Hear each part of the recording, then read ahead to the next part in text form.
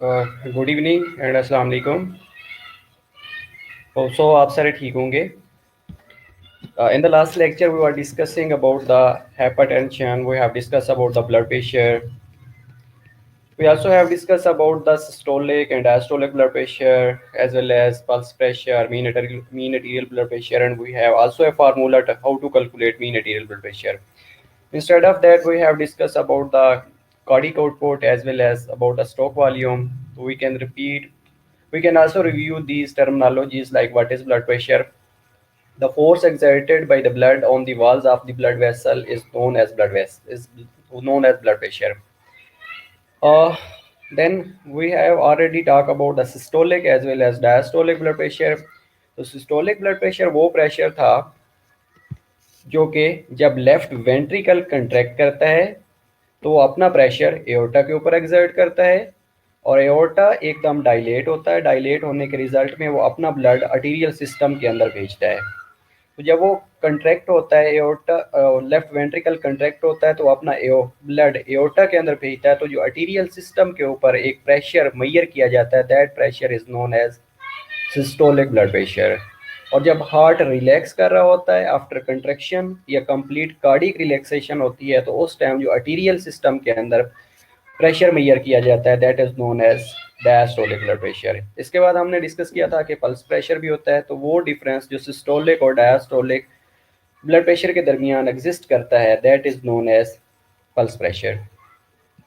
इसके बाद हमने जो चीज़ें डिस्कस की थी जिसमें हमने कंट्रोल ऑफ ब्लड प्रेशर को डिस्कस किया था। कंट्रोल ऑफ ब्लड प्रेशर में we have discuss two things, one was short term control and other was long term control. In the short term control mechanism हमने ये discuss किया था कि ये सेकंड टू मिनट के अंदर कंट्रोल हो रहा होता है, जिसमें बैरो रिसेप्टर रिफ्लेक्स इन्वॉल्व होती है, कीमो रिसेप्टर रिफ्लेक्स इन्वॉल्व होती है, हार्मोनल कंट्रोल होता है।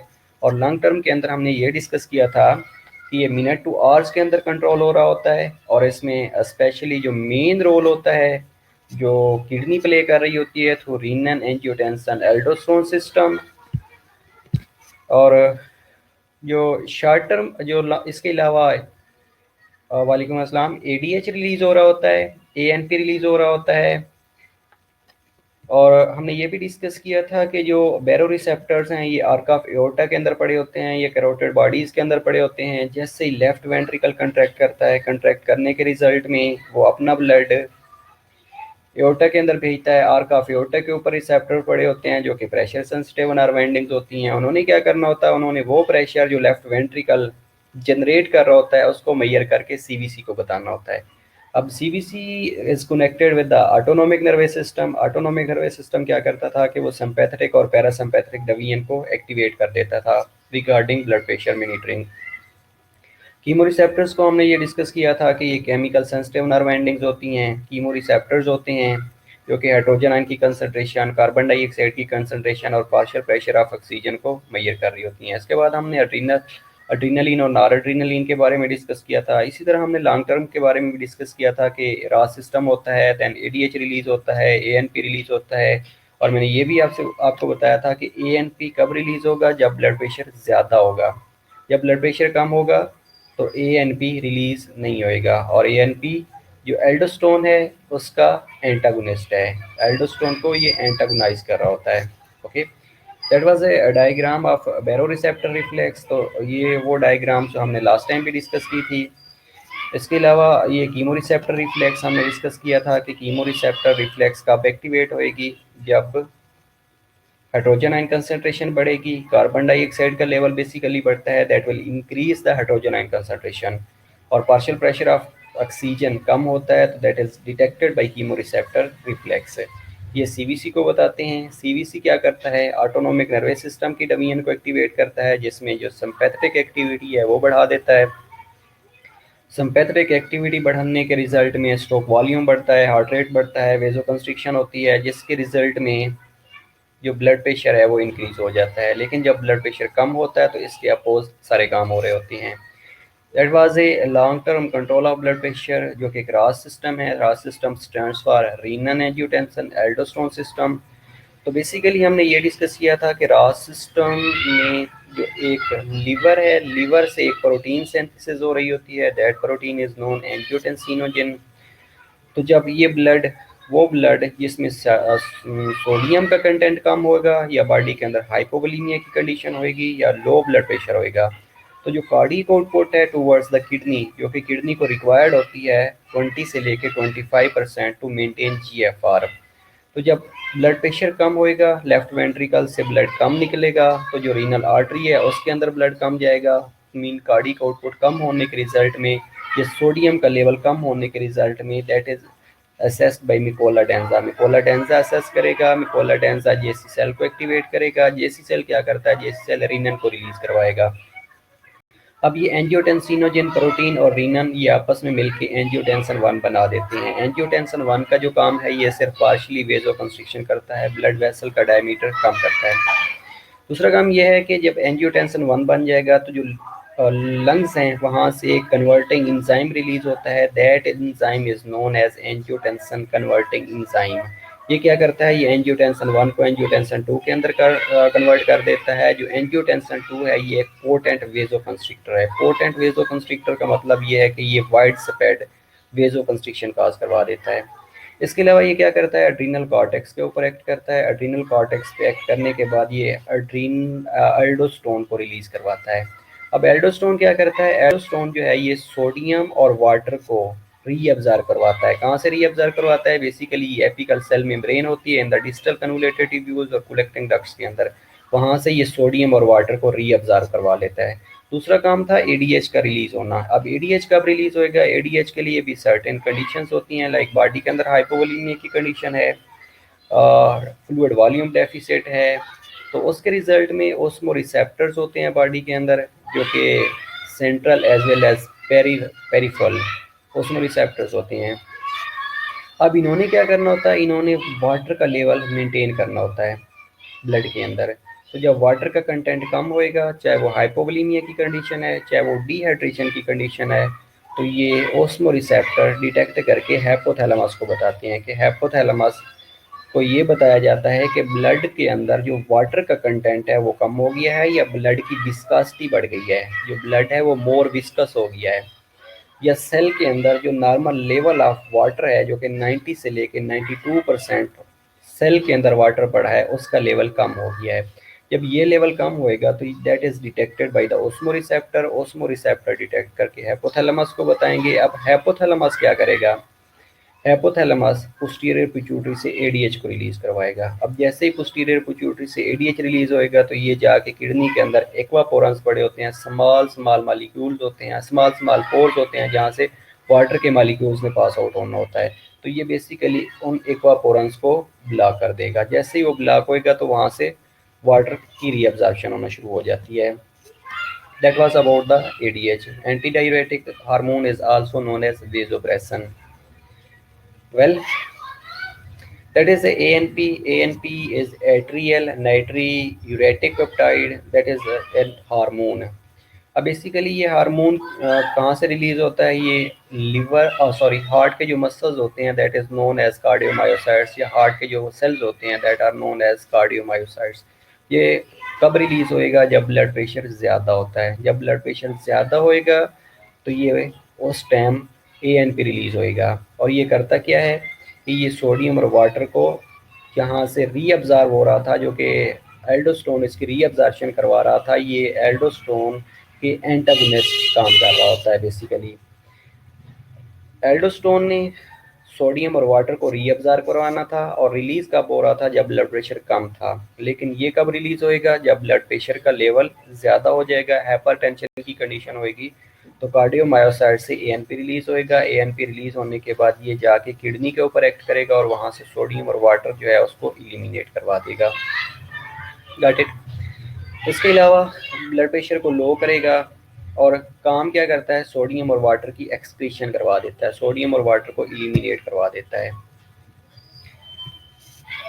These are different factors. Mainly हमने उस दिन भी डिस्कस किया था कि जो ब्लड प्रेशर है मेनली दो चीज़ों के ऊपर डिपेंड कर रहा होता है। One was cardiac output and other was vascular resistance या पेरिफेरल वेस्कुलर रेजिस्टेंस। ये दो चीज़ों के ऊपर डिपेंड कर रहा होता है।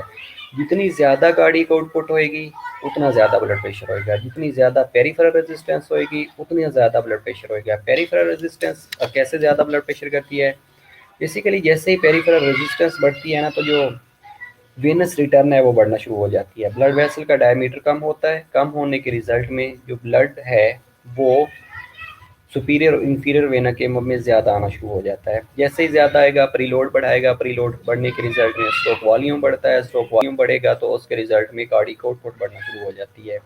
कार्डिक आउटपुट बढ़ेगी, अल्टीमेटली ब्लड प्रेशर ज़्यादा होना शुरू हो जाएगा। First condition is blood pressure का वॉल्यूम अगर इंक्रीज होता है तो अगेन ब्लड प्रेशर बढ़ना शुरू हो जाता है। लेकिन ब्लड वॉल्यूम इंक्रीज होने के साथ अगर स्ट्रोक वॉल्यूम बढ़ा हुआ है और हार्ट रेट बढ़ा हुआ है तब ब्लड प्रेशर इंक्रीज होएगा। अगर किसी वजह से स्ट्रोक वॉल्यूम कम है लेकिन हार्ट रेट बढ़ा हुआ है तो अल्टीमेटली उसके रिजल्ट में cardiac output will be decrease. Cardiac output कम होएगी, एट द एंड जो ब्लड प्रेशर है वो कम होना शुरू हो जाएगा। इसके अलावा अगर ब्लड की विस्कोसिटी बढ़ी हुई है, ये अगेन एक फैक्टर्स है, या पेरिफेरल रेजिस्टेंस अगर बढ़ी हुई है तो ये भी अगेन ब्लड प्रेशर को बढ़ा रहे होते हैं। We have discussed about the pathological conditions. One condition was increased blood pressure than normal and other condition was decreased blood pressure than normal. तो एक ऐसी कंडीशन जिसमें जो ब्लड प्रेशर नॉर्मल से ज़्यादा होता है उस कंडीशन को हाइपरटेंशन कहा जाता है, और एक ऐसी कंडीशन जिसमें ब्लड प्रेशर नॉर्मल कंडीशन से कम होता है तो उस कंडीशन को हाइपोटेंशन कहा जाता है। तो today we will discuss about the hypertension. Hypertension एक ऐसी कंडीशन है जिसमें sustained elevation of blood pressure होता है। अब वो जो sustained elevation of blood pressure है उसमें जो सिस्टोलिक ब्लड प्रेशर होता है वो more than 140 millimetre of mercury होता है, और जो डायस्टोलिक ब्लड प्रेशर होता है वो more then 90 millimetre of mercury होता है। सिस्टोलिक और डायस्टोलिक का कंसेप्ट मैंने ऑलरेडी आप लोगों से डिस्कस कर लिया है। तो इसमें बेसिकली क्या होता है कि एक ऐसी कंडीशन जिसमें consistently elevation of blood pressure होती है, systolic blood pressure more than 140 millimetre of mercury, और जो डायस्टोलिक ब्लड प्रेशर होता है वो less more than 90 millimetre of mercury. इसमें डिफरेंट फैक्टर्स होते हैं जो कंट्रीब्यूट कर रहे होते हैं। बेसिकली ये दो तरह से होता है, one is primary hypertension, other is secondary hypertension. अब जो फैक्टर्स होते हैं इसमें उसमें मेनली इंक्रीज हार्ट रेट है। अगर हार्ट रेट बढ़ा हुआ है तो ये एक फैक्टर्स है। दूसरा, अगर स्ट्रोक वॉल्यूम बढ़ा हुआ है, कार्डियक आउटपुट बढ़ी हुई है, तो ये कंट्रीब्यूटिंग फैक्टर्स भी होते हैं जो कि ब्लड प्रेशर को बढ़ा रहे होते हैं।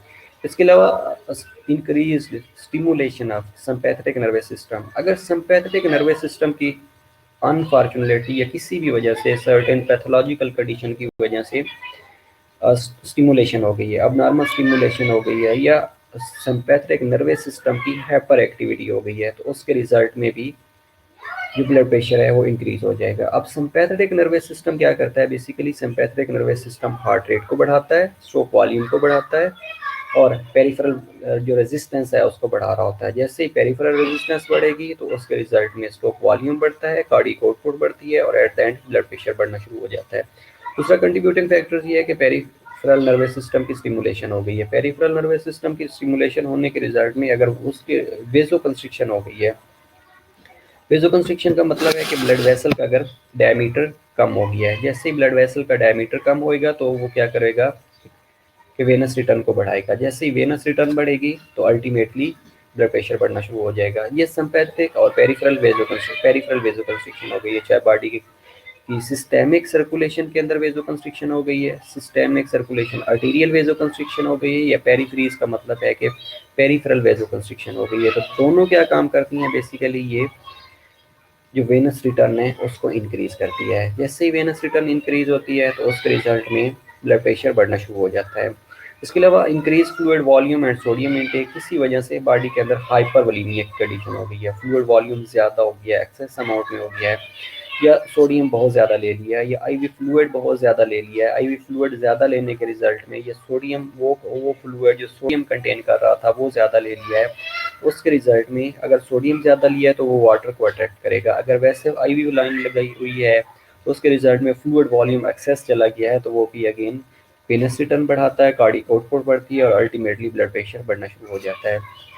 इसके बाद इंक्रीज सेक्रीशन ऑफ एल्डोस्टेरोन, किसी वजह से एड्रीनल ग्लैंड का कोई ट्यूमर हो गया है, या हाइपर एक्टिविटी ऑफ एल्डोस्टेरोन किस तरह हो सकती है कि रीनल ज़्यादा से ज़्यादा रिलीज होना शुरू हो गया है, कोलाडेंजा जैसी सेल को हाइपर एक्टिव कर रहे हैं, वो रिपीटेडली रीनल को रिलीज कर रहा है। रिपीटेडली रीनल रिलीज होएगा तो वो क्या करेगा कि एंजियोटेंसिन 1 बनाएगा, एंजियोटेंसिन 2 बनेगा, और एंजियोटेंसिन 2 क्या करेगा कि एड्रीनल कॉर्टेक्स के ऊपर एक्ट करेगा, या किसी वजह से जो फ्यूक्रोमोसाइटोमा है, एड्रीनल कॉर्टेक्स का ट्यूमर हो गया है, तो उसके रिजल्ट में एपिनेफ्रिन या नॉरएपिनेफ्रिन ज़्यादा रिलीज होना शुरू हो गई है, उसके साथ एल्डोस्टेरोन की हाइपर एक्टिविटी हो गई है। तो ये अगेन क्या करती हैं, ये ब्लड प्रेशर को बढ़ा रहे होती हैं। इसके अलावा इंक्रीज सेक्रीशन ऑफ एडीएच। अब हमने लास्ट स्लाइड्स पे ये डिस्कस किया था कि जैसे ही एडीएच रिलीज होता है तो ये क्या करता है, जो इक्वापोरन्स पड़े हैं ट्यूब्यूल्स के अंदर, किडनी ट्यूब्यूल्स के अंदर, उनको ये ब्लॉक कर देता है। अब नॉर्मली ये क्या हो रहा होता है कि जैसे ही बॉडी के अंदर फ्लूइड वॉल्यूम डेफिसिट होता है तो तब ये रिलीज होता है। बेसिकली जो यूरिन है उसको कंसंट्रेट कर रहा होता है, और ऐसी कंडीशन जो कि डिहाइड्रेशन की कंडीशन होती है उसमें जो ब्लड प्रेशर है वो लो हो रहा होता है, तो तब ये एडीएच रिलीज हो रहा होता है। लेकिन एक ऐसी कंडीशन जिसमें पोस्टीरियर पिट्यूटरी की हाइपर एक्टिविटी हो गई है, ये हाइपोथैलेमस से अनफॉर्चुनेटली कि कोई पैथोलॉजिकल कंडीशन की वजह से पोस्टीरियर पिट्यूटरी से ये ज़्यादा से ज़्यादा एडीएच रिलीज हो रहा है, और एडीएच जितना ज़्यादा रिलीज होएगा उतना एक्वापोरेंस को ब्लॉक करेगा। जितने एक्वापोरेंस ब्लॉक होंगे तो यूरिन जो है वो मोर कंसनट्रेटेड होएगा, और वो जो फ्लूइड यूरिन से इलिमिनेट हो रहा था वो इलिमिनेट नहीं होएगा बल्कि बॉडी के अंदर रिटेन होना शुरू हो जाएगा। तो ये फ्लूइड वॉल्यूम को एक्सेस करेगा। जैसे ही वाटर रिटेन होएगा, फ्लूइड वॉल्यूम एक्सेस होएगा। फ्लूइड वॉल्यूम एक्सेस होने के रिजल्ट में क्या होगा कि ब्लड प्रेशर बढ़ना शुरू हो जाएगा। इसकी मेनली दो ही क्लासिफिकेशन होती है। वन क्लासिफिकेशन इज प्राइमरी या essential hypertension and other condition is secondary hypertension. अब जो प्राइमरी हाइपरटेंशन होती है इसमें क्या होता है कि एलिवेटेड ब्लड प्रेशर होता है, और उसकी जो काज है वो अननोन होती है। हमें पता ही नहीं होता कि किस वजह से या कौन सी काज की वजह से जो ब्लड प्रेशर का लेवल है वो ज़्यादा हुआ है। इसमें जो 90 से 95% केसेस होते हैं वो अननोन कंडीशन की वजह से होती है, अननोन प्रॉब्लम होता है, हमें पता ही नहीं चल रहा होता। और जो एज का ऑनसेट है वो 25 से लेके 55 ईयर्स ऑफ एज के अंदर होता है। वो माइट भी इंजाइटी हो सकती है, वो माइट भी कोई ब्रेन प्रॉब्लम हो सकता है, वो माइट भी कोई किडनी प्रॉब्लम हो सकता है, लेकिन वो डायग्नोज नहीं होता, हमें पता ही नहीं चलता अनटिल अनलेस कि उसके अंदर कोई पैथोलॉजिकल कंडीशंस आ चुकी होती हैं। लाइक कैड हो सकता है, कोरोनरी आर्टरी डिजीज हो सकती है, सीवीए हो सकता है, सेरिब्रोवैस्कुलर एक्सीडेंट हो सकता है, पैरालिसिस हो सकता है, किडनी फेलियर हो सकता है, हार्ट अटैक हो सकता है। तो कोई ऐसी सडन कंडीशन क्रिएट हो चुकी होती है जिसके रिजल्ट में हमें पता चलता है कि इसका जो ब्लड प्रेशर था वो ज़्यादा रह रहा था, और उसके रिजल्ट में ये बॉडी के अंदर चेंजेस आई हैं, और उन चेंजेस की वजह से ये लॉस हुआ है। दूसरी जो कंडीशन एग्जिस्ट करती है बेसिकली वो सेकेंडरी हाइपरटेंशन होती है। सेकेंडरी हाइपरटेंशन के अंदर हमें काज का पता होता है, कोई स्पेसिफिक काज होती है, और वो स्पेसिफिक काज रीनल के रिलेटेड हो सकती है, किडनी के अंदर कोई प्रॉब्लम होने की वजह से हो सकता है, सर्टेन अदर कंडीशंस हो सकती हैं, बॉडी के अंदर हाइपर एक्टिविटी हो सकती है, फ्लूइड वॉल्यूम एक्सेस हो सकता है, या जो न्यूरॉन्स हैं, जो रीनल सिस्टम है उसकी हाइपर एक्टिविटी हो सकती है। तो ये मल्टीपल काजेज हो सकती हैं जो कि ब्लड प्रेशर को बढ़ा रही होती हैं। बेसिकली ये ब्लड प्रेशर की क्लासिफिकेशन है। ब्लड प्रेशर की क्लासिफिकेशन में एक कंडीशन होती है नॉर्मल होती है। उस नॉर्मल कंडीशन के अंदर क्या होता है कि जो ब्लड प्रेशर है वो नॉर्मली एक अडल्ट के अंदर जो कि 70 kg इसका वेट होता है, उसके अंदर जो सिस्टोलिक ब्लड प्रेशर होता है वो less then 120 millimetre of mercury होता है, और जो डायस्टोलिक ब्लड प्रेशर होता है वो less then 80 millimetre of mercury होता है। ये एक नॉर्मल एडल्ट की बात कर रहे हैं हम। लेकिन अगर उसका ब्लड प्रेशर किसी वजह से 120 से लेके 139 तक है सिस्टोलिक ब्लड प्रेशर, और जो डायस्टोलिक ब्लड प्रेशर है वो 80 से लेके 89 मिलीमीटर ऑफ मर्करी है, तो दैट कंडीशन एग्जिस्ट। तो उस कंडीशन को प्री हाइपरटेंशन कहा जाता है। प्री हाइपरटेंशन के अंदर अगेन जो ब्लड प्रेशर होता है जिसमें सिस्टोलिक लेस देन 140 होता है, और जो डायस्टोलिक है वो less than 90 millimetre of mercury होता है, उस कंडीशन को हम कहते हैं कि प्री हाइपरटेंशन की कंडीशन है। दूसरी जो कंडीशन एग्जिस्ट करती है उस कंडीशन को हम स्टेज 1 कहा जाता है। अब स्टेज 1 के अंदर क्या होता है कि जो सिस्टोलिक ब्लड प्रेशर होता है वो लेस देन 160 होता है, 140 से लेके 159 मिलीमीटर ऑफ मर्करी, और जो डायस्टोलिक होता है वो 90 से लेके 99 millimetre of mercury. We can also say कि स्टेज 1 के अंदर जब ब्लड प्रेशर हमारा सिस्टोलिक लेस देन 160 है, और जो डायस्टोलिक है less than 100 millimetre of mercury है, तो उस कंडीशन को हम ये कहते हैं कि ये स्टेज 1 हाइपरटेंशन है। उसके बाद आती है स्टेज 2 हाइपरटेंशन। स्टेज 2 हाइपरटेंशन के अंदर जब blood pressure diastolic blood pressure more than 100 होता है मिलीमीटर ऑफ मर्करी, और जो सिस्टोलिक ब्लड प्रेशर है ये more than 160 millimetre of mercury होता है। तो एक ऐसी कंडीशन जिसमें अगर more than 160 systolic blood pressure है और more than 100 millimetre of mercury diastolic blood pressure है तो उस कंडीशन को हम स्टेज 2 हाइपरटेंशन कहा जाता है। अब प्राइमरी और सेकेंडरी हाइपरटेंशन में बेसिकली कंट्रीब्यूटिंग फैक्टर्स होते हैं। जो प्राइमरी हाइपरटेंशन होती है, प्राइमरी हाइपरटेंशन के अंदर जो कंट्रीब्यूटिंग फैक्टर्स हैं वो किसी वजह से सिंपैथेटिक नर्वस सिस्टम की हाइपर एक्टिविटी हो गई है। अब जैसे ही सिंपैथेटिक नर्वस सिस्टम की हाइपर एक्टिविटी होती है तो ये मेनली कब एक्टिवेट होता है, जब बॉडी के अंदर फाइट और फ्लाइट मोड एक्टिवेट हो जाता है। तो ये बॉडी के अंदर वेजो कंस्ट्रिक्शन काज करवा रहा होता है, इसके अलावा हार्ट रेट को बढ़ा रहा होता है, इसके अलावा स्ट्रोक वॉल्यूम को बढ़ा रहा होता है और कार्डिक आउटपुट को बढ़ा रहा होता है। अब स्ट्रोक वॉल्यूम जितना बढ़ेगा, कार्डिक आउटपुट जितनी बढ़ेगी, कार्डिक आउटपुट बढ़ेगी तो उसके रिजल्ट में जो ब्लड प्रेशर है वो बढ़ना शुरू हो जाएगा। दूसरी कंडीशन ये है कि इंक्रीज पेरिफेरल रेजिस्टेंस। अब बॉडी के अंदर नॉर्मली जो ब्लड वेसल्स हैं उनका एक स्पेसिफिक डायमीटर्स है, लेकिन अगर किसी वजह से वो जो डायमीटर है वो कम होना शुरू हो गया है, और वो कम होने की मल्टीपल काजेज हो सकती हैं। उनके अंदर कोई प्लेक फॉर्मेशन हो सकती है, हाइपरलिपिडीमिया की कंडीशन हो सकती है, या ओल्ड एज की वजह से उनके अंदर जो इलास्टिसिटी है वो ख़त्म हो सकती है। ओल्ड एज की वजह से अगर उनके अंदर इलास्टिसिटी ख़त्म हो गई है, जो कि वो कंट्रैक्ट और रिलैक्स करती थी, कंट्रैक्शन और रिलैक्सेशन की एबिलिटी खत्म हो गई है, या हाइपरलिपिडीमिया हो गया है, तो उसके रिजल्ट में जो ब्लड वेसल्स है उसकी इनर लेयर के अंदर डेपोजिशन होना शुरू हो जाती है, तो वो भी ब्लड वेसल का डायमीटर कम करवा देती है। तो जब ये पेरिफेरल रेजिस्टेंस बढ़ेगी तो ये अल्टीमेटली क्या करती है कि ये वेनस रिटर्न को बढ़ा देती है। वेनस रिटर्न वो ब्लड होता है जो पूरी बॉडी में सर्कुलेट करने के बाद एट द एंड सुपीरियर और इंफीरियर वेना केवा का हिस्सा बनने के बाद राइट एट्रियम के अंदर ड्रेन हो रहा होता है। इसके अलावा तीसरी कंडीशन, तीसरा कंट्रीब्यूटिंग फैक्टर ये होता है कि किसी वजह से सोडियम ज़्यादा ले लिया है। अब जैसे ही सोडियम ज़्यादा ली गई है, सोडियम ज़्यादा लिया है तो सोडियम वाटर लवर है, सोडियम वाटर के साथ हाइड्रोफिलिक बॉन्ड बनाता है। अब ये क्या करेगा, जैसे ये सोडियम लिया तो फॉर्निकल एरिया को एक्टिवेट करवा देता है। फॉर्निकल एरिया क्या करता है, थ्रस्ट मैकेनिज्म को एक्टिवेट करवाता है। आप कहते हैं कि हमें वाटर इनटेक दें, हम पानी ज़्यादा से ज़्यादा लेते हैं, या ऐसा कोई फ्लूइड जो कि सोडियम रिच फ्लूइड था, आपने आईवी लाइन में वो सोडियम रिच फ्लूइड दे दिया है, उसके रिजल्ट में भी फ्लूइड इनटेक ज़्यादा से ज़्यादा लेना पड़ेगा। ये सर्टेन ऐसी कंडीशंस हैं कि जिसमें जो वाटर था वो सोडियम कंटेंट ज़्यादा कंटेन कर रहा था और आपने वो वाटर ड्रिंक कर लिया है, तो अगेन आपका थ्रस्ट मैकेनिज्म एक्टिवेट हो जाएगा, तो आपको पानी ज़्यादा से ज़्यादा लेना पड़ेगा। तो अगर किसी वजह से एडीएच का लेवल भी बढ़ा हुआ है और ऊपर से आप पानी भी ज़्यादा ले रहे हैं, तो ये दोनों मिलकर हाइपरवोलेमिया की बॉडी के अंदर कंडीशन काज करवाती हैं। जैसे ही बॉडी के अंदर हाइपरवोलेमिया की कंडीशन होती है तो ये ब्लड प्रेशर को ज़्यादा कर रही होती है। इसके अलावा फोर्थ कंडीशन ये है कि अगर आपने अल्कोहल इंटेक ज़्यादा ले लिया, ये किसी वजह से अल्कोहल इंटेक जो कि रिकमेंडेड था 1 to 2 ड्रिंक्स पर डे, वो आपने 4 to 5 पे चले गए हैं, मोर देन 5 पे चले गए हैं, तो ये भी अगेन एक कंट्रीब्यूटिंग फैक्टर है जो कि ब्लड प्रेशर को ज़्यादा कर रहा होता है। इसके अलावा सेकेंडरी हाइपरटेंशन है। सेकेंडरी हाइपरटेंशन के अंदर सर्टेन कंट्रीब्यूटिंग फैक्टर्स आते हैं, जिसमें पहला जो कंट्रीब्यूटिंग फैक्टर्स है वो कॉर्टेशन ऑफ एओर्टा है या नर्विंग ऑफ एओर्टा है। अब होता क्या है कि लेफ्ट वेंट्रिकल में ब्लड जैसे ही आता है, इजेक्ट होता है, तो उसने एओर्टा के अंदर जाना होता है। अब एओर्टा एक्सपेंड होता है, एओर्टा के ऊपर या आर्क ऑफ एओर्टा के ऊपर पड़े होते हैं बैरोरिसेप्टर्स। अब बैरोरिसेप्टर्स बेसिकली क्या होती है कि ये प्रेशर सेंसिटिव नर्व एंडिंग्स है। अब इन्होंने क्या करना होता है, इन्होंने ब्लड को डिटेक्ट करके, प्रेशर को डिटेक्ट करके, वो प्रेशर जो कि एओर्टा के अंदर या आर्क ऑफ एओर्टा के अंदर आ रहा था उसको डिटेक्ट करके बताना होता है कि भाई ब्लड प्रेशर कम हो गया है या ज़्यादा हो गया है, और सीवीसी को सीवीसी को उसने मैसेज कन्वे करवाना होता है। एक ऐसी कंडीशन जिसमें जब इसकी नर्विंग हो जाती है तो नर्विंग होने के रिजल्ट में ये प्रॉपरली एक्सपेंड आउट नहीं करता। जैसे ही पीछे से लेफ्ट वेंट्रिकल कंट्रैक्ट करेगा, कंट्रैक्ट करने के रिजल्ट में जो आर्क ऑफ एओर्टा है, ये जो एओर्टा है वो एक्सपेंड आउट नहीं करेगा, उसके ऊपर प्रेशर सेंसिटिव नर्व एंडिंग्स पड़ी होती हैं that are known as baroreceptors.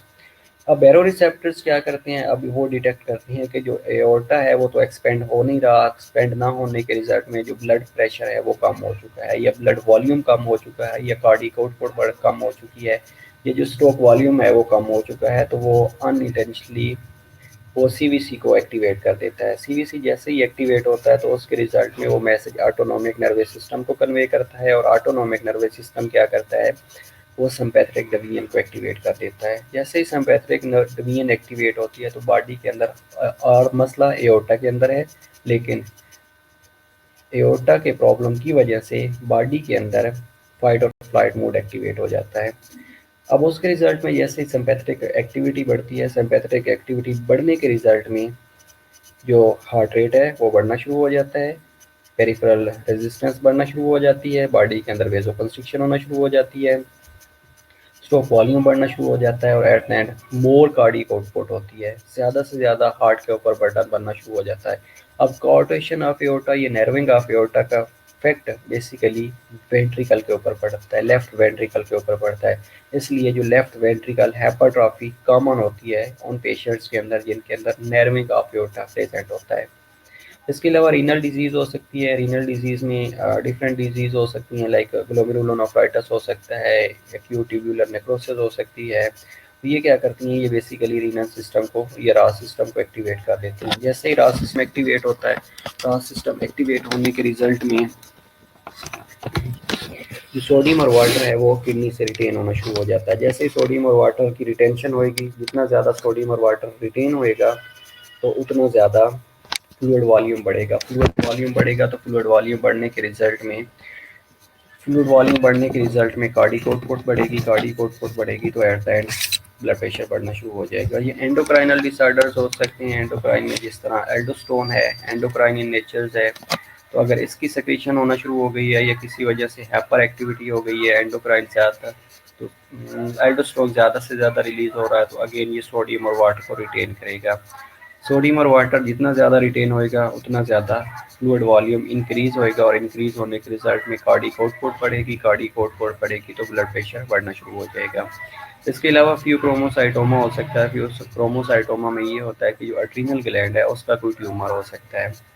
अब जैसे ही एड्रीनल ग्लैंड का कोई ट्यूमर होएगा तो एड्रीनल ग्लैंड क्या करता है कि एड्रीनलिन और नॉर एड्रीनलिन या एपिनेफ्रिन और नॉर एपिनेफ्रिन को रिलीज करवा रहा होता है। अब जैसे ही एपिनेफ्रिन और नॉर एपिनेफ्रिन ज़्यादा अमाउंट में रिलीज होएगी तो वो बॉडी के अंदर वेजोकंस्ट्रिक्शन की काज करवाएगी, as well as heart rate को बढ़ाती है। हार्ट रेट जैसे ही बढ़ेगा, बॉडी के अंदर वेजोकंस्ट्रिक्शन हुई बड़ी होती है। हार्ट रेट बढ़ने के रिजल्ट में स्ट्रोक वॉल्यूम और कार्डिक आउटपुट बढ़ती है और ये इंक्रीज करवा देते हैं ब्लड प्रेशर को।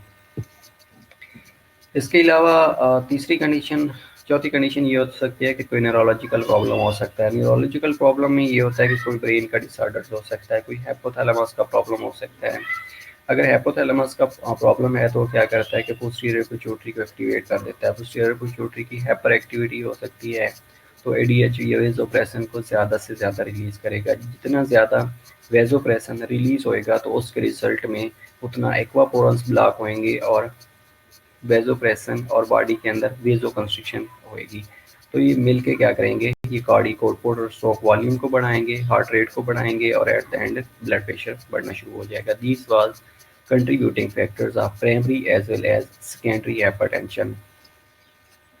अगर हम रिस्क फैक्टर की बात करें तो ये वो रिस्क फैक्टर्स हैं जो कि कॉमन होते हैं मेल और फीमेल के अंदर, जिनमें पहला जो रिस्क फैक्टर्स है वो एज है। जब मेल या फीमेल की एज मोर देन 55 या 65 तक चली जाती है तो इनके अंदर जो ब्लड वेसल्स हैं उनकी हार्डनिंग होना शुरू हो जाती है। अब जैसे ही ब्लड वेसल की हार्डनिंग होती है तो अल्लाह ताला ने जो ब्लड वेसल्स है उनके अंदर एक एबिलिटी रखी है, that is ability is known as vasoconstriction और वेजो डायलेशन की एबिलिटी। अब जो ब्लड वेसल्स हैं इनके अंदर इलास्टिसिटी होती है और जो आर्टरीज हैं that are known as resistance blood vessels और जो वेन्स हैं that are known as capacitance blood vessels. तो इनके अंदर जो रेजिस्टेंस की एबिलिटी है दैट विल बी रिड्यूस्ड, क्योंकि इनके अंदर इलास्टिसिटी खत्म होना शुरू हो जाती है। जैसे ही इलास्टिसिटी खत्म होएगी तो वेजो कंस्ट्रिक्शन और वेजो डायलेशन की एबिलिटी ये लॉस करना शुरू कर देती हैं। तो वी कैन से कि ब्लड वेसल की हार्डनिंग हो गई है। जब हार्डनिंग होगी तो एक ही फ्लो के साथ जो ब्लड है वो मूव करेगा। पहले कहाँ क्या था कि कहीं वेजो कंस्ट्रिक्शन होती है, कहीं वेजो डायलेशन होती है, तो ये वेजो कंस्ट्रिक्शन और वेजो डायलेशन की एबिलिटी लॉस हो चुकी होती है। दूसरी कंडीशन ये होती है कि अल्कोहल कंजप्शन। वो पेशेंट्स जो कि ज़्यादा से ज़्यादा अल्कोहल कंज्यूम करते हैं उनमें भी ये प्रॉब्लम होने के चांसेस होते हैं। इसके अलावा सिगरेट स्मोकिंग है। I was reading one article, तो उसमें ये लिखा हुआ था कि जो सिगरेट स्मोक है ना, तो ये कार्बन मोनोऑक्साइड, तो ये क्या करता है कि ये फ्री रेडिकल को प्रोड्यूस करता है और फ्री रेडिकल्स जो ब्लड वेसल की इनर लेयर है that is known as intima, तो इंटीमा को ये डिग्रेड करना शुरू कर देता है, इंटीमा की इंजरी काज करना शुरू कर देता है और as well as hardening of blood vessel cause करवा रहा होता है। इसलिए सिगरेट स्मोकिंग से अवॉइड करना चाहिए। या कोई भी डॉक्टर्स हैं जिन जो कि पेशेंट जाता है विद हाइपरटेंशन, तो वो पहला क्वेश्चन ये करता है कि आप स्मोकिंग करती हैं, अगर वो करती हैं तो कहता है कि स्मोकिंग को क्विट कर दी। तीसरी कंडीशन ये है कि डायबिटीज़ मेलाइटस हो सकती है। डायबिटीज़ मेलाइटस में क्या होता है कि जो डायबिटीज़ मेलाइटस है बेसिकली एंडोक्राइनिक डिसऑर्डर्स है। इसमें जो हाइपरग्लाइसीमिया है ना, ये डिफरेंट जगह के ऊपर अपने डिपॉजिट्स बनाना शुरू कर देता है। लाइक अगर हम बात करें रीनल सिस्टम की, तो ये डायबिटिक नेफ्रोपैथी काज कर रहा होता है। आइज़ की बात करें तो रेटिनोपैथी काज कर रहा होता है। तो इसलिए ये क्या करता है कि उन एरियाज़ की पैथी करना शुरू कर देता है। अगर किडनी की बात करें तो जैसे ही ये नेफ्रोपैथी काज करता है तो जो नेफ्रॉन्स हैं उनको डैमेज करना शुरू कर देता है। ये जो ग्लोमेरुलाई हैं उसके अंदर अपना इसका जो नॉर्मल थ्रेशहोल्ड है वो इंक्रीज हो जाता है, तो जो ग्लूकोज के मालिक्यूल है वो ग्लोमेरुलाई से पास आउट होना शुरू हो जाती हैं। अब जैसे ही ग्लोमेरुलाई से वो मालिक्यूल्स ग्लूकोज के पास आउट होते हैं तो वो यूरिन के अंदर भी आना शुरू हो जाते हैं। तो ये ग्लोमेरुलाई को डैमेज बेसिकली कर रहा होता है। अब ग्लोमेरुलाई डैमेज होएगा, किडनी की स्ट्रक्चर डैमेज होएंगी, नेफ्रॉन डैमेज होंगे, तो ये अगेन एक फैक्टर्स है, रिस्क फैक्टर्स है जो कि ब्लड प्रेशर को इंक्रीज कर रहा होता है। इसके अलावा ग्लूकोज के जो मालिक्यूल्स हैं वो ब्लड वेसल्स के अंदर डिपॉजिट्स होना शुरू हो जाते हैं, तो ब्लड वेसल का ये डायमीटर काम कर रहे होते हैं। Same condition with the elevated serum lipids, अगर लिपिड्स का लेवल ज़्यादा हुआ है तो ये अगेन जो ब्लड वेसल्स है उनके अंदर अपने डिपॉजिट्स बनाते हैं और ब्लड वेसल का डायमीटर कम करना शुरू कर देते हैं। इसके अलावा एक्सेसरी अगर डाइटरी सोडियम ले लिया है, अगर एक पेशेंट्स है वो रिपीटेडली सोडियम ज़्यादा ले रहा है, एक्सेसिव अमाउंट में ले रहा है, तो उसको वाटर भी ज़्यादा लेना पड़ेगा। अगर वाटर ज़्यादा से ज़्यादा लेगा तो अल्टीमेटली बॉडी के अंदर फ्लूइड वॉल्यूम एक्सेस की कंडीशन होना शुरू हो जाती है। अब जैसे फ्लूइड वॉल्यूम एक्सेस की कंडीशन प्रोड्यूस होएगी तो वो कार्डियक आउटपुट को बेसिकली बढ़ा रहे होते हैं। या सर्टेन फैमिली हिस्ट्री हो सकती है, फैमिली हिस्ट्री में भी हाइपरलिपिडीमिया की कंडीशन हो सकती है, या जीन्स के अंदर कोई डिसऑर्डर्स हो सकता है, या किडनी के अंदर कोई ऐसा प्रॉब्लम हो सकता है जो कि फैमिली हिस्ट्री को डिजिग्नेट कर रहा होता है, उसमें ब्लड प्रेशर इंक्रीज होता है। या कोई फैमिलियल स्ट्रेस प्रॉब्लम्स होते हैं, अगेन एक रिस्क फैक्टर्स है। इसके अलावा ओबेसिटी है, ओबेसिटी जिसमें जो बीएमआई है वो मोर देन अगर 30 हो जाता है तो वो भी अगेन एक कंट्रीब्यूटिंग फैक्टर्स है। अब ये जो ओबेसिटी है, ओबीज ओबेसिटी, ये क्या करती है, ये बेसिकली ब्लड वेसल्स के अंदर जो नॉर्मली इलास्टिसिटी होती है उसको डिक्रीज कर रही होती है।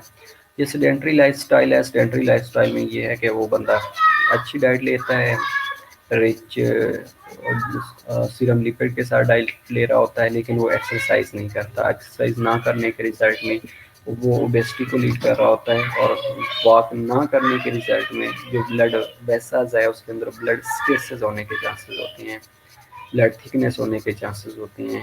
तो ये भी अगेंस्ट सर्टेन डिजीजेस हो सकती हैं उससे। तो ये सेडेंट्री लाइफस्टाइल भी एक रिस्क फैक्टर्स है। लास्ट वन स्ट्रेस है। अगर किसी वजह से स्ट्रेस का लेवल बहुत ज़्यादा इंक्रीज हो चुका है तो ये भी बॉडी के अंदर फाइट और फ्लाइट मोड को एक्टिवेट कर रहा होता है, और एपिनेफ्रिन और नॉर एपिनेफ्रिन ज़्यादा से ज़्यादा रिलीज हो रही होती है टू फाइट द स्ट्रेस। तो जैसे ही स्ट्रेस का लेवल ज़्यादा होएगा तो अगेन ये एक रिस्क फैक्टर्स है कि ब्लड प्रेशर को इंक्रीज कराना। इसके अलावा सर्टेन फैक्टर्स हैं, these factors are known as modifiable factors और नॉन मॉडिफाइएबल फैक्टर्स। मॉडिफाइएबल का मतलब है कि वो कंडीशन जिनमें को हम चेंज कर सकते हैं, लाइक उनके अंदर को मॉडिफिकेशन लेके आ सकती हैं। और नॉन मॉडिफाइएबल फैक्टर्स जिसको हम मॉडिफाई नहीं कर सकते, ये कंसिस्टेंटली होती हैं, जिनमें जो एज है, जो जेंडर्स हैं, इसके अलावा फैमिली हिस्ट्री। अगर फैमिली हिस्ट्री के अंदर हाइपरटेंशन की कंडीशन है तो that can not be modified. इसके अलावा अगर primary cause of race cholesterol level है जो कि काज उसकी जेनेटिक्स है, जीन्स के अंदर कोई प्रॉब्लम है, तो अगर उसका कंसिस्टेंटली कोलेस्ट्रॉल का लेवल ज़्यादा रह रहा है तो that can not be modified. इसके अलावा डायबिटीज़ मेलाइटस है जो कि ऑटो इम्यून डिजीज है, टाइप 1 डायबिटीज़ मेलाइटस है, जिसमें जो बीटा सेल्स कम्प्लीटली डिस्ट्रॉय हो चुके होते हैं, तो उसके रिजल्ट में भी ये नॉन मॉडिफाइएबल फैक्टर्स है, उसको हम मॉडिफाई नहीं कर सकते। इसके अलावा मॉडिफाइएबल जो फैक्टर्स हैं उनमें अल्कोहल है, जो कि अगर पेशेंट्स बहुत ज़्यादा ले रहा है तो उसको मिनिमम जो रिक्वायर्ड होता है उसको हम डिक्रीज़ करके 3 यूनिट्स पर डे पे लेके आ सकते हैं। इसके अलावा अगर एक्सेसिव सॉल्ट इंटेक ले रहा था तो उस सॉल्ट को हम रिड्यूस करके कम करवा सकते हैं। अगर सेडेंट्री लाइफस्टाइल था, एक्सरसाइज नहीं कर सकता था, तो हम उसकी बिहेवियरल मॉडिफिकेशन करवा के उसको एक्सरसाइज के लिए इनकरेज कर सकती हैं। इसके अलावा इन्वायरमेंटल स्ट्रेस है। इन्वायरमेंटल स्ट्रेस में वो ऐसे इन्वायरमेंट में रह रहा है जहाँ पे स्ट्रेस का एलिमेंट ज़्यादा है, तो हम उसके इन्वायरमेंट को चेंज करवा सकते हैं।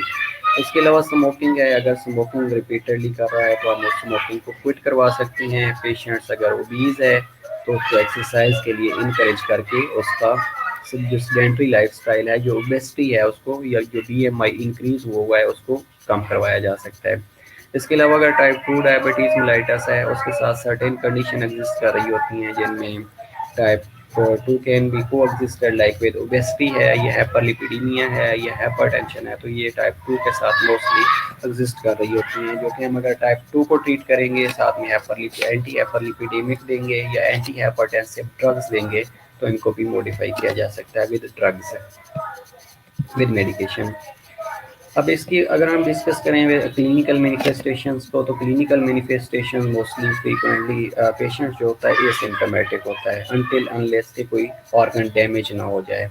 मेनली जो ऑर्गन डैमेज हो रहे होते हैं या मेनली जो कंडीशंस हो रही होती हैं जिनके अंदर किडनी फेलियर है, रीनल फेलियर जिसे कहा जाता है, किडनी डैमेज होना शुरू हो जाता है, या अगर हार्ट की बात करें तो उसमें कोरोनरी आर्टरी डिजीज या हार्ट अटैक के ज़्यादा से ज़्यादा चांसेस होते हैं, या अगर ब्रेन की बात करें तो उसमें सीवियर या स्ट्रोक होने के ज़्यादा से ज़्यादा चांसेस होते हैं। तो एक ऐसा पेशेंट्स जिनकी कंडीशंस हमने डिस्कस किया है कि अगर प्राइमरी हाइपरटेंशन है जिसमें जो काज थी वो अननोन थी, तो वो पेशेंट्स मोस्टली एसिम्टोमेटिक होता है, लेकिन उसको सिम्टम्स कब आती हैं ये पता कब चलता है जब कोई एक ऑर्गन डैमेज हो चुका होता है या कोई डिजीज़ अकर हो चुकी होती है। इसके साथ उसमें प्रॉब्लम्स क्या-क्या हो सकती हैं क्लिनिकल मैनिफेस्टेशंस के अंदर, लाइक उसको फटीग होना शुरू हो जाती है और रिड्यूस एक्टिविटी ऑफ टॉलरेंस होना शुरू हो जाती है। कोई भी अगर उससे बात करता है तो उसको गुस्सा ज़्यादा से ज़्यादा आना शुरू हो जाता है, तो उसके अंदर जो गुस्से का एलिमेंट है वो इंक्रीज़ हो चुका होता है, जो उसके अंदर बेयरिंग कैपेसिटी है दैट विल बी रिड्यूस्ड। इसके अलावा उसके अंदर डिजीनेस होना शुरू हो जाती है, पल्पिटेशंस होती हैं, एंजाइना, चेस्ट पेन उसको होना शुरू हो जाता है, और इन सर्टेन कंडीशंस डिस्निया की कंडीशन भी होती है। डिस्निया डिफिकल्टी इन ब्रीदिंग होने के चांसेस हो रहे होती हैं।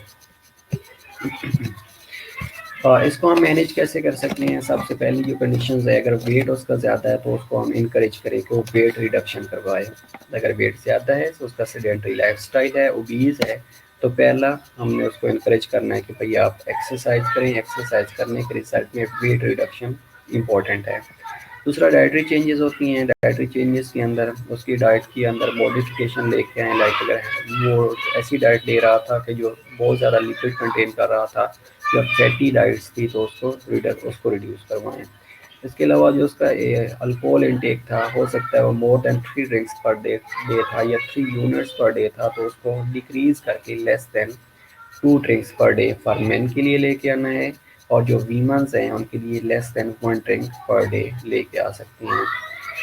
इसके अलावा रेगुलर फिजिकल एक्टिविटी के लिए उसको इनकरेज किया जा सकता है कि भाई आपने रेगुलर फिजिकल एक्टिविटी करनी है। Regular physical activity again blood pressure को नॉर्मलाइज करने में हेल्प आउट कर सकती है।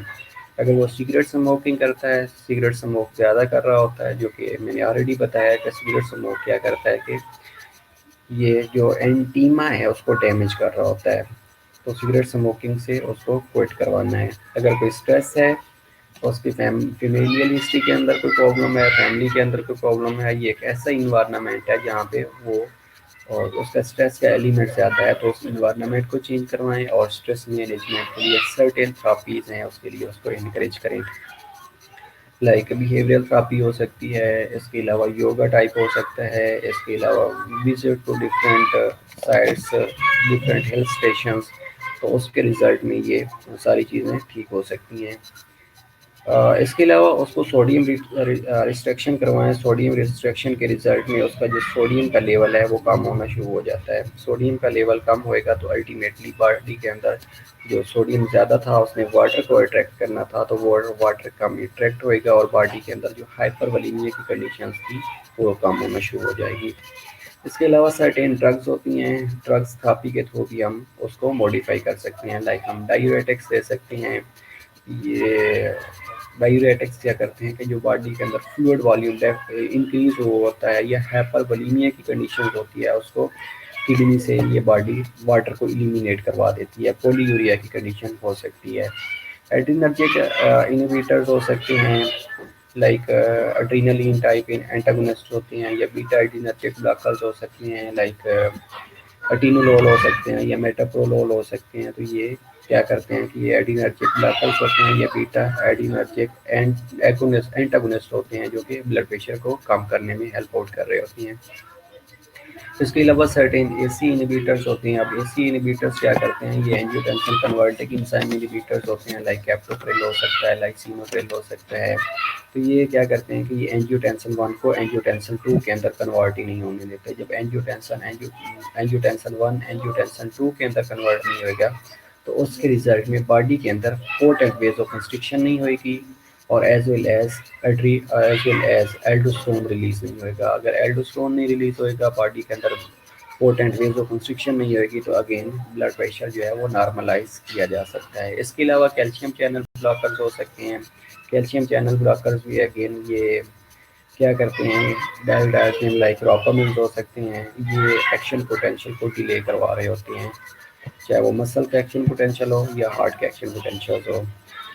इसके अलावा जो हाइपरटेंशन है उसकी सर्टेन कॉम्प्लिकेशंस हो सकती हैं। जो पहली कॉम्प्लिकेशन अगर हम आप बात करें हार्ट के ऊपर, तो हार्ट के ऊपर जो इसकी कॉम्प्लिकेशंस होती हैं उनमें मेनली कोरोनरी आर्टरी डिजीज़ हो सकती है, लेफ्ट वेंट्रिकल हाइपरट्रॉफी हो सकती है। का फ्लूइड वॉल्यूम जितना ज़्यादा बढ़ा हुआ था, तो जो वेंट्रिकल था उसको ज़्यादा से ज़्यादा उस फ्लूइड को इजेक्ट करना पड़ रहा था, कि जितना ज़्यादा फोर्सफुली वो इजेक्ट करेगा तो वेंट्रिकल्स की लेफ्ट वेंट्रिकल की हाइपरट्रॉफी होने के चांसेस हो सकते हैं। इसके अलावा हार्ट फेलियर हो सकता है कि जब फ्लूइड वॉल्यूम एक्सेस होता है, तो जो हार्ट की तरफ ब्लड आ रहा होता है, तो heart is unable to pump all the blood. तो वो ब्लड जो हार्ट की तरफ आ रहा था, तो हार्ट क्या करता है, अनएबल हो जाता है, वो सारा ब्लड पंप ही नहीं कर सकता। इसके अलावा अगर हम ब्रेन के ऊपर डिस्कस करें कि ब्रेन के ऊपर क्या प्रॉब्लम हो सकता है, तो मेनली सीवीए होने के चांसेस होते हैं। तो ब्लड प्रेशर ज़्यादा होने की वजह से जो ब्रेन है उसके अंदर स्मॉल स्मॉल आर्टरीज पड़ी होती हैं, या सर्कल ऑफ विलस पड़ा होता है, स्मॉल ब्रांच ऑफ आर्टरीज होती हैं, तो वो रैप्चर होना शुरू हो जाती हैं। ये चाहे सबरेक्नल स्पेस में भी हो सकती हैं, कहीं पे भी हो सकता है। तो ये ब्रेन के अंदर स्ट्रोक या सीवीए के होने के चांसेस हो सकते हैं। इसके अलावा किडनी की बात करें तो किडनी डैमेज हो सकता है। किडनी डैमेज होने के रिजल्ट में ब्लड प्रेशर अगर ज़्यादा हो गया है, तो ये अगेन किडनी को डैमेज कर रहा होता है। किडनी डैमेज होने के रिजल्ट में अगेन पूरी बॉडी के अंदर एक रीनल फेलियर की कंडीशन होना शुरू हो जा सकती है। इसके अलावा ब्लाइंडनेस होती है। ब्लाइंडनेस में ये होता है कि जो रेटिनल आर्टरी है, रेटिनल आर्टरी डैमेज होने के चांसेस होते हैं। तो जैसे ब्लड प्रेशर ज़्यादा होता है, ब्लड प्रेशर ज़्यादा होने के रिजल्ट में जो रेटिनल आर्टरी है वो रैप्चर हो सकती है या ब्रस्ट आउट हो सकती है। ब्रस्ट आउट होएगी तो उसके रिजल्ट में ब्लड प्रेशर ज़्यादा हो सकता है। दूसरी जो कंडीशंस हैं, पैथोलॉजिकल कंडीशंस है, वो condition is known as hypotension. एक ऐसी कंडीशन जिसमें जो ब्लड प्रेशर है वो कम होता है देन नॉर्मल कंडीशन। अब ये कंडीशन क्या है, बेसिकली एक फिजियोलॉजिकल स्टेट होती है जिसमें जो आर्टीरियल ब्लड प्रेशर होता है वो नॉर्मल से कम हो चुका होता है। अब हाइपोटेंशन क्या होती है कि जो जब ब्लड प्रेशर जो कि सिस्टोलिक ब्लड प्रेशर है वो less than 90 millimetre of mercury हो, और जो डायस्टोलिक ब्लड प्रेशर है वो less than 60 millimetre of mercury हो, तो उस कंडीशन को हाइपोटेंशन की कंडीशन कहा जाता है। इसमें मेनली वजह क्या हो सकती है कि पहली जो काज है कि ब्लड वॉल्यूम का कम होना, और दूसरा कार्डिक आउटपुट का कम होना। अब हमने ब्लड प्रेशर जब ज़्यादा था तो उसमें क्या डिस्कस किया था कि जब ब्लड प्रेशर ज़्यादा होएगा तो उसमें फ्लूइड वॉल्यूम एक्सेस होएगा, तो बॉडी के अंदर फ्लूइड वॉल्यूम ज़्यादा अमाउंट में होएगा। और दूसरा हमने ये कहा था कि उसके अंदर कार्डिक आउटपुट ज़्यादा होएगी। लेकिन यहाँ पे अगर हाइपोटेंशन की कंडीशन है तो उसमें जो ब्लड वॉल्यूम है, जो सर्कुलेटरी ब्लड वॉल्यूम है वो कम होएगा, और उसके रिजल्ट में जो कार्डिक आउटपुट है वो कम होएगी, और as well as peripheral resistance भी माइट भी कम हो सकती है, लेकिन कंपनसेशन के तौर पे जो पेरिफेरल रेजिस्टेंस है वो ज़्यादा हो सकती है। तो एक ऐसी कंडीशन जिसमें जो सिस्टोलिक ब्लड प्रेशर है वो less than 90 millimetre of mercury है, और जो डायस्टोलिक ब्लड प्रेशर है वो less than 60 millimetre of mercury है, तो that condition is known as hypotension की कंडीशन, जिसमें ब्लड वॉल्यूम कम हो सकता है, कार्डिक आउटपुट कम हो सकती है, और सिस्टेमिक जो वेस्कुलर रेजिस्टेंस है वो कम हो सकती है, ये सिस्टेमिक वेजोडाइलेशन हो चुकी होती है। तो we have discuss three things, three conditions, one is low blood volume, other is low cardiac output, and third one is systemic vasodilation. तो अगर ये तीनों कंडीशंस हैं बॉडी के अंदर, तो इसका मतलब है कि ब्लड प्रेशर कम हो चुका है, और condition is known as hypotension. अगर हम इसकी पैथोफिजियोलॉजी के बारे में डिस्कस करें तो मेनली दो ही फैक्टर्स होते हैं जो कि कंट्रीब्यूट कर रहे होते हैं। One is low cardiac output and other is vascular problem. अब कार्डिक आउटपुट कैसे कम हो सकती है? कार्डिक आउटपुट के लिए सर्टेन काजेज हो सकती हैं। पहली जो काज है उसमें ब्रेडिकार्डिया हो सकता है। ब्रेडिकार्डिया का मतलब ये है कि हार्ट रेट कम हो चुका है, बिलो 60 हो चुका है बीट्स पर मिनट। और दूसरी कंडीशन ये होती है कि स्ट्रोक वॉल्यूम अगर किसी वजह से बढ़ा हुआ है तो उसके रिजल्ट में टैकीकार्डिया की कंडीशन हो चुकी है। तो हार्ट रेट जो है ये बढ़ा हुआ है। अगर स्ट्रोक वॉल्यूम कम हुआ है, हार्ट रेट बढ़ा हुआ है, तो ये अगेन क्या करता है कि ब्लड कार्डिक आउटपुट को कम करता है और ब्लड प्रेशर को कम होना शुरू हो जाता है। और तीसरी कंडीशन फिब्रिलेशन की कंडीशन हो सकती है। इसके अलावा हार्ट के अंदर प्रॉब्लम हो सकता है, लाइक कोई स्ट्रक्चरल डिजीज हो गई है। अब स्ट्रक्चरल डिजीज होने के रिजल्ट में कोई वेलुलर डिजीज हो सकती है, वॉल्स के अंदर कोई प्रॉब्लम आ गई है, हार्ट के अंदर वॉल्स होते हैं, या उसके अंदर एक सेप्टम होता है, उसके अंदर कोई प्रॉब्लम आ गया है, तो अगेन नॉर्मली जो फिलिंग ऑफ वेंट्रिकल्स है या एट्रियम है वो नॉर्मली फिलिंग नहीं होएगी, तो उसके रिजल्ट में स्ट्रोक वॉल्यूम कम होना शुरू हो जाएगा। स्ट्रोक वॉल्यूम कम होएगा तो at the end blood pressure कम होना शुरू हो जाएगा, कार्डिक आउटपुट कम हो जाएगी। ये एक ऐसी कंडीशन जिसमें इस्कीमिक हार्ट डिजीज़ है। इस्कीमिक हार्ट डिजीज़ में हार्ट के अंदर इस्कीमिया हो गया है, तो हार्ट के जो मसल्स हैं वो टायर्ड हो चुके हैं, वो नॉर्मली जो ब्लड उसकी तरफ आ रहा है वो ना एक फोर्स के साथ उसको पंप ही नहीं कर सकते। तो अगेन ये इस्कीमिक हार्ट डिजीज़ हो सकती है, या पेरिकार्डियल डिजीज़ हो सकती है, कार्डियक टेम्पोनेट हो सकता है, कोई कंजेनिटल डिसीज़ हो सकती है, ऑब्स्ट्रक्टेड कार्डियोमायोपैथीज हो सकती है, या डायलेटेड कार्डियोमायोपैथीज हो सकती है, या पल्मोनरी हाइपरटेंशन हो सकता है। तो ये अगेन क्या करते हैं कि ये कार्डिक आउटपुट को कम करवाने में रोल प्ले कर रहे होती हैं। तीसरी कंडीशन ये है कि बॉडी के अंदर फ्लूइड वॉल्यूम डेफिसिट कैसे हो सकता है, कार्डिक आउटपुट कैसे कम हो सकती है, कि जब बॉडी के अंदर फ्लूइड वॉल्यूम ही कम है, लाइक हेमरेज हो गया है, सडन ब्लड लॉस होना शुरू हो गया है, डायरिया या डाइसेंट्री की कंडीशन हो गई है जिसमें जो फ्लूइड वॉल्यूम है वो बॉडी से लॉस आउट हो रहा है। तीसरी कंडीशन डिहाइड्रेशन हो सकती है कि बॉडी के अंदर डिहाइड्रेटेड कंडीशन हो गई है, एक्सेसिव स्वेटिंग हो गई है, या एक्सेसिव इंसेंसिबल वाटर लॉस हो गया है जिसकी वजह से बॉडी के अंदर डिहाइड्रेशन की कंडीशन हो गई है, या आर्थरोस्टेटिक वॉल्यूम शिफ्ट होना शुरू हो गया है। तो या ऐसी कंडीशंस है कि बॉडी के अंदर फ्लूइड तो है लेकिन वो थर्ड स्पेस में चला गया है, लाइक असाइटीज हो गई है, या कोई एडिमा की कंडीशन हो गई है। तो अगेन ये प्रॉब्लम क्या होगा कि ये हाइपोवोलेमिया को लीड करेगा। या कोई ऐसी मेडिकेशंस ली ली हैं जो डायूरेटिक्स इन नेचर्स थी, जिन्होंने पोलीयूरिया काज करवा दिया है। पोलीयूरिया होने के रिजल्ट में जो फ्लूइड वॉल्यूम बॉडी के अंदर था वो डेफिसिट होना शुरू हो गया है ड्यू टू एक्सेसिव यूरिनेशन। ये था कार्डिक आउटपुट कम करवाने की मेन तीन काजेस थी। वन वाज अरिथमिया, दूसरी कंडीशन हमने ये डिस्कस की है कि कोई स्ट्रक्चरल प्रॉब्लम, ये स्ट्रक्चरल कोई डिजीज हो सकती है हार्ट के अंदर, और तीसरी हमने ये कहा है कि हाइपोवोलेमिया की कंडीशन हो सकती है बॉडी के अंदर, that was leading cause of low cardiac output. अब दूसरी जो काज है वो वेसल्स के अंदर कोई प्रॉब्लम आ सकता है, ब्लड वेसल्स के अंदर कोई प्रॉब्लम आ सकता है। तो उसके अंदर मेनली दो ही काजेज हो सकती हैं। One cause is systemic vasodilation and other is obstructed problem. अब जो सिस्टेमिक वेजोडाइलेशन है वो कैसे हो सकती है, लाइक सेप्सिस हो गया, सेप्टिसीमिया हो गया। सेप्सिस होने के रिजल्ट में ये जो माइक्रो ऑर्गेनिजम्स होते हैं ये क्या करते हैं, ये एंडोटॉक्सिन रिलीज करते हैं। अब एंडोटॉक्सिन क्या करते हैं कि ये ब्लड वेसल्स को डिस्ट्रॉय करना शुरू कर देते हैं और वेस्कुलर परमिबिलिटी बढ़ा देते हैं। जैसे ही वेस्कुलर परमिबिलिटी बढ़ेगी और वेजोडाइलेशन होती है तो जो फ्लूइड है वो थर्ड स्पेस के अंदर शिफ्ट आउट होना शुरू हो जाता है। एनाफिलैक्सिस, कोई एनाफिलैक्टिक शॉक हो सकता है, कोई इलेक्ट्रिक रिएक्शन हो सकता है, जिसके अंदर अगेन जो वेस्कुलर परमिबिलिटी है वो बढ़ने के चांसेस होते हैं और पेरिफेरल वेजोडाइलेशन होने के चांसेस होते हैं। इसके अलावा कोई न्यूरोजेनिक हो सकता है प्रॉब्लम, लाइक कोई शॉक हो सकता है, न्यूरोजेनिक शॉक हो सकता है, ऑटोनोमिक डिसफंक्शन हो सकता है, या कोई सर्टेन ड्रग्स ले ली हैं जिन्होंने पेरिफेरल वेजोडाइलेशन काज करवा दी है। तो अगेन वेसल्स के अंदर ये प्रॉब्लम होने के रिजल्ट में जो ब्लड जो सिस्टेमिक वेजोडाइलेशन थी वो हो गई है, तो उसके रिजल्ट में हाइपोटेंशन होने के चांसेस होते हैं।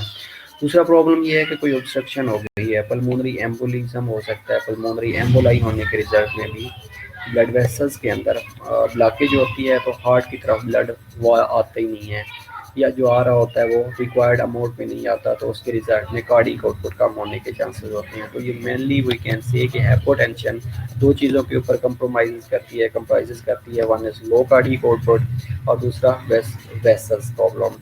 तो जो लो कार्डियक आउटपुट थी वो मेनली तीन वजह से हो सकती है कि कोई अरिथमिया की कंडीशन हो सकती है, अरिथमियाज हो सकते हैं, हार्ट के अंदर कोई प्रॉब्लम हो सकता है, स्ट्रक्चरल डिजीज़ हो सकती है कोई, इसके अलावा हाइपोवोलीमिया की कंडीशन हो सकती है। और दूसरा हमने वेसल्स के अंदर डिस्कस किया है कि वेसल्स के अंदर क्या प्रॉब्लम होता है, कि वेसल्स के अंदर या तो ऑब्स्ट्रक्शन हो गई है या वेसल्स का डायमीटर बढ़ गया है। तो ये दोनों कंडीशंस क्या करती हैं, vascular as well as low cardiac output hypotension को लीड कर रही होती हैं। इसके अगर क्लिनिकल मैनिफेस्टेशन के और डिस्कस करें तो क्लिनिकल जो मैनिफेस्टेशंस है उसमें मेनली डिजीनेस होती है, ये लाइट हेडेडनेस होती है। जो पेशेंट्स है वो जैसे ही ब्लड प्रेशर उसका लो होता है तो फेंट होने की तरफ जा रहा होता है, फेंटनेस होता है, सिनकोप होता है, ब्लड वीन होने के चांसेस होते हैं, क्योंकि blood supply towards brain compromise हो रही होती है। हालांकि जो ब्रेन है उसके अंदर ऑटो रेगुलेशन भी हो रही होती है, लेकिन फिर भी जब कार्डियक आउटपुट कम होएगी तो जो ब्रेन की तरफ कार्डियक आउटपुट रिक्वायर्ड अमाउंट में होती है that will be reduce, that will be decrease, लेकिन ऑटो रेगुलेशन भी हो रही होती है। इसके अलावा नोजिया हो सकता है, बॉडी के अंदर फटीग हो सकती है, फटीग इसलिए हो सकती है माइट भी वो पेशेंट्स शॉक है, पोवलीमिक शॉक में ना सफ़र कर रहा हो कि जो रिक्वायर्ड अमाउंट में ऑक्सीजन और न्यूट्रिएंट्स थे बॉडी को या सेल को या टिश्यू को उसको मिल ही नहीं रहे, तो हाइपोवोलेमिक शॉक की कंडीशन भी प्रोड्यूस हो सकती है। लैक ऑफ कंसंट्रेशन हो सकता है, शॉक हो सकता है, कन्फ्यूजन हो सकती है, specially in the older peoples. और कोल्ड कॉमी और पेल स्किन हो सकती है, क्योंकि वहाँ तक जो ब्लड नॉर्मली ब्लड सप्लाई है वो नहीं आ रही होती। ब्लड सप्लाई ना आने की वजह से जो स्किन है वो काम होना शुरू हो सकती है या पेल होना शुरू हो सकती है और कोल्ड होती है। रैपिड शैलो ब्रीदिंग हो सकती है कंपनसेशन के तौर पे, और वीक हो या रैपिड पल्स हो सकती है, ये भी कंपनसेटरी मैकेनिज्म है जो कि कंपनसेशन काज करवा रहे होते हैं। अगर ब्लड वॉल्यूम ज़्यादा होता है तो थ्रोम्बिंग पल्स होती है, लेकिन अगर ब्लड वॉल्यूम कम है तो रैपिड पल्स होती है कंपनसेशन के तौर पे कि जितना ज़्यादा ब्लड या जितना ज़्यादा फ्लूइड आ रहा है उसको मैक्सिमम टिश्यू तक पहुंचाया जा सके, ताकि टिश्यू की जो रिक्वायरमेंट ऑक्सीजन और न्यूट्रिएंट्स है उसको फुलफिल किया जा सके। इसकी जो ट्रीटमेंट है, ट्रीटमेंट में हमने क्या करना है कि सॉल्ट ज़्यादा से ज़्यादा उसको देना है। लाइक अगर हाइपरटेंशन की कंडीशन है तो उसमें हमने सॉल्ट को रिस्ट्रिक्ट करवाना होता है कि सोडियम का इंटेक कम से कम करें। लेकिन अगर हाइपोटेंशन की कंडीशन है तो उसमें हमने क्या करना होता है कि सॉल्ट की इंटेक को ज़्यादा से ज़्यादा करना होता है, ताकि सॉल्ट अगर ज़्यादा लेंगे, सोडियम ज़्यादा लेंगे तो सोडियम वाटर को अट्रैक्ट करेगा, अगर वाटर ज़्यादा अट्रैक्ट होएगा तो फ्लूइड वॉल्यूम इंक्रीज़ होएगा, फ्लूइड वॉल्यूम इंक्रीज़ होएगा तो जो हाइपोटेंशन की कंडीशन है उसको रिवर्स किया जा सकता है। ड्रिंक मोर वाटर, कि वाटर ज़्यादा से ज़्यादा लेना है, फ्लूइड वॉल्यूम, ताकि फ्लूइड वॉल्यूम इंक्रीज़ हो और जो बॉडी के अंदर डिहाइड्रेशन की कंडीशन है उसको प्रिवेंट किया जा सके, या डिहाइड्रेशन से प्रिवेंट करने के लिए फ्लूइड वॉल्यूम ज़्यादा से ज़्यादा लेना चाहिए एक्सेसिव अमाउंट में। इसके अलावा अगर डीवीटी से बचने के लिए या वो वेरिकोज वेन है या पेरिफेरीज के अंदर जो वेन्स हैं वो टर्टॉयज हो चुकी हैं, उनकी स्वेलिंग हो चुकी है, तो उसके लिए वेयर कंप्रेसिंग स्टॉकिंग्स लेनी चाहिए। ये बेसिकली इलास्टिक इन नेचर होती हैं जो कि पेन को भी रिलीव कर रही होती हैं और जो वेरिकोज वेन है उनकी जो स्वेलिंग है उनको भी रिड्यूस कर रही होती हैं, और जो ब्लड की पूलिंग लेग्स के अंदर हो रही होती है या कमूलेशन हो रही होती है, कहीं पे ब्लड ज़्यादा हो जाता है, कहीं पे कम हो रहा होता है, तो उसको भी ये प्रिवेंट कर रही होती हैं, कम कर रही होती हैं। तो अगर हम डीवीटी स्टॉकिंग यूज़ करवाते हैं तो ये एक और इम्पॉर्टेंट फैक्टर्स है कि ये जो वेनस रिटर्न होती है उसको भी नॉर्मलाइज कर रही होती हैं डीवीटी स्टॉकिंग्स। इसके अलावा सर्टेन मेडिकेशंस होती हैं, मेडिकेशंस अगर देंगे तो ये जिसमें फ्लूट्रोकॉर्टिसोन्स हैं ये बूस्ट अप करते हैं ब्लड वॉल्यूम को, तो ये सर्टेन मेडिकेशंस हैं जिनसे हम ट्रीट कर सकते हैं। These are references. तो हम एट द एंड हम डिस्कस कर लेते हैं कि आज हमने क्या क्या लर्न किया है और क्या क्या हमने डिस्कस किया है। तो मेनली हमने आज दो ही कंडीशन डिस्कस की हैं, दो कंडीशन पढ़ी हैं, जिसमें पहली जो कंडीशन थी वो हाइपरटेंशन की कंडीशन थी। हाइपरटेंशन का मतलब ये था कि जब ब्लड प्रेशर मोर देन 139 या 140 मिलीमीटर ऑफ मर्करी, जो कि सिस्टोलिक ब्लड प्रेशर है, और more than 90 millimetre of mercury, जो कि डायस्टोलिक ब्लड प्रेशर है, अगर इनके अंदर ये सस्टेन एलिवेशन होती है तो that condition is known as hypertension. अब हाइपरटेंशन की हमने डिफरेंट कंट्रीब्यूटिंग फैक्टर्स भी पढ़े हैं, डिफरेंट कॉजेज भी पढ़ी हैं। अब कंट्रीब्यूटिंग फैक्टर्स के अंदर क्या क्या हो सकता है, लाइक कोई रीनल प्रॉब्लम हो सकता है, कोई सिंपैथेटिक एक्टिविटी ज़्यादा हो सकती है, सोडियम इंटेक हो सकता है, सोडियम इंटेक ज़्यादा हो सकता है, अल्कोहल इंटेक ज़्यादा हो सकता है, सिगरेट स्मोकिंग ज़्यादा हो सकती है, सेडेंटरी लाइफस्टाइल होता है, ओबेसिटी है, हाइपरलिपिडीमिया है, सर्टेन अदर डिजीजेस हैं लाइक डायबिटीज मेलाइटस है। तो ये सारे क्या करते हैं, ये कंट्रीब्यूटिंग फैक्टर्स होते हैं। कंट्रीब्यूटिंग फैक्टर्स क्या करते हैं, ये ब्लड प्रेशर को इंक्रीज करवाने में हेल्प आउट कर रहे होते हैं। लाइक अगर हम एक डायबिटीज़ की एग्जांपल ले लें, तो ये डायबिटीज़ बेसिकली क्या कर रही होती है, ये डायबिटिक नेफ्रोपैथी काज कर रही होती है, न्यूरोपैथी काज कर रही होती है, रेटिनोपैथी काज कर रही होती है। रेटिना को डैमेज कर देगी, वहाँ पे ग्लूकोज के मालिक्यूल्स डिपॉजिट्स होना शुरू हो जाती हैं। इसके अलावा जो किडनी है उसको डैमेज करना शुरू कर देगी, ग्लोमेरुलाई को डैमेज करना शुरू कर देती है। तो उसके रिजल्ट में जो फिल्ट्रेशन की स्ट्रक्चर्स है वो डैमेज होना शुरू हो जाती है। ट्रॉस सिस्टम की हाइपर एक्टिविटी होना शुरू हो जाती है, एडीएच की हाइपर एक्टिविटी होना शुरू हो जाती है।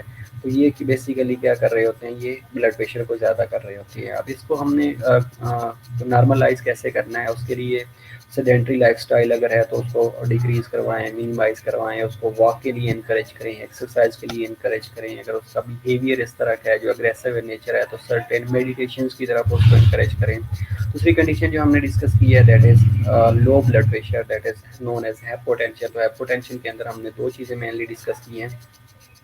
पहली के कार्डिक आउटपुट किसी वजह से कम हो गई है, दूसरा ये हमने डिस्कस किया है कि ब्लड वेसल के अंदर कोई प्रॉब्लम आ गया है। अब कार्डिक आउटपुट कम होने के मल्टीपल फैक्टर काजेज हो सकती हैं। मल्टीपल काजेज में क्या क्या हो सकते हैं, लाइक हाइपोवोलीमिया की कंडीशन हो सकती है, हार्ट के अंदर कोई प्रॉब्लम आ सकता है, लाइक टैकीकार्डिया हो सकता है, ब्रेडिकार्डिया हो सकता है, फिब्रिलेशन हो सकती है, इस्कीमिक हार्ट डिजीज हो सकती है। इसके अलावा हेमरेज हो सकता है अगर बॉडी की बात करें। इसके अलावा कोई डिहाइड्रेशन की कंडीशन हो सकती है या एक्सेसिव डायूरेटिक यूज़ हो सकता है। तो ये क्या करते हैं, ये बेसिकली फ्लूइड वॉल्यूम को कम कर रहे होते हैं या कार्डिक आउटपुट को कम कर रहे होते हैं। दूसरी कंडीशन हमने ये डिस्कस किया कि वेसल के अंदर कोई प्रॉब्लम आ गई है, वेसल के अंदर सिस्टेमिक वेजोडाइलेशन हो गई है। जब सिस्टेमिक वेजोडाइलेशन होगी तो ये अगेन ब्लड प्रेशर को लो कर रही होती हैं। अब ब्लड प्रेशर लो होने के लिए क्या कर सकते हैं, हम उस पेशेंट्स को साल्ट ज़्यादा से ज़्यादा दें, वाटर ज़्यादा से ज़्यादा दें उसको। इसके अलावा इसकी जो कॉम्प्लिकेशन है उससे प्रिवेंट किया जा सकता है। Anyhow it's enough for you, hope so you will enjoy the lectures और आपको समझ आ गई होगी।